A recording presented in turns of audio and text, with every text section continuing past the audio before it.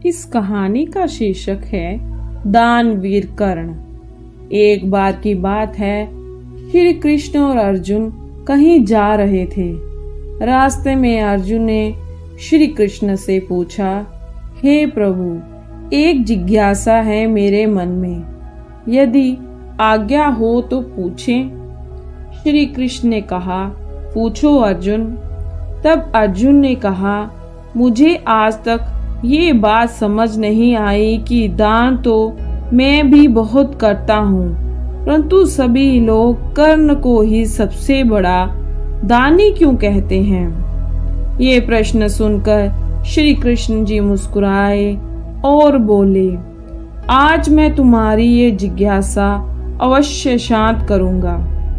श्री कृष्ण जी ने पास की ही 2 स्थित पहाड़ियों को सोने का बना दिया।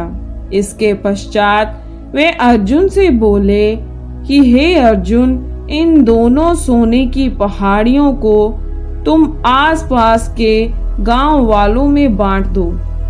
अर्जुन प्रभु से आज्ञा लेकर तुरंत ही ये काम करने के लिए चल दिया। उसने सभी गांव वालों को बुलाया और कहा, आप लोग पंक्ति बना लें, अब मैं आपको सोना बांटूंगा। और अर्जुन ने सोना बांटना आरंभ कर दिया। गांव वालों ने अर्जुन की बहुत प्रशंसा की। अर्जुन सोने की पहाड़ी में से सोना तोड़ते गए और गांव वालों को देते गए। लगातार 2 दिन और 2 रातों तक अर्जुन सोना बांटते रहे। उनमें अब तक अहंकार आ चुका था। गांव के लोग वापस आकर दोबारा से पंक्ति में लगने लगे थे। इतने समय पश्चात अर्जुन बहुत थक चुके थे, पर जिस सोने की पहाड़ियों से अर्जुन सोना तोड़ रहे थे, उन दोनों पहाड़ियों के आकार में कुछ भी कमी नहीं आई थी। उन्होंने श्री कृष्ण जी से कहा, अब मुझसे ये काम और ना हो सकेगा, मुझे थोड़ा विश्राम चाहिए। प्रभु ने कहा, ठीक है, तुम अब विश्राम करो। और उन्होंने कर्ण को बुला लिया। उन्होंने कर्ण से कहा, तुम इन पहाड़ियों का सोना इन गांव वालों में बांट दो।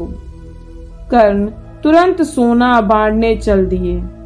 उन्होंने गांव वालों को बुलाया और उनसे कहा, ये सोना आप लोगों का है, जिसको जितना चाहिए उतना सोना यहाँ से ले जाओ। ऐसा कहकर कर्ण वहां से चले गए। अर्जुन बोले कि ऐसा विचार मेरे मन में क्यों नहीं आया। इस पर श्री कृष्ण जी ने उत्तर दिया कि तुम्हें सोने से मोह हो गया था। तुम स्वयं ये निर्णय कर रहे थे कि किस गांव वाले को कितनी आवश्यकता है, उतना ही सोना तुम पहाड़ी में से खोदकर उन्हें दे रहे थे। तुम में दाता होने का भाव आ गया था। दूसरी ओर कर्ण ने ऐसा नहीं किया। वे सारा सोना गांव वालों को देकर वहां से चले गए। वे नहीं चाहते थे कि उनके सामने कोई उनकी जय जयकार करे या प्रशंसा करे।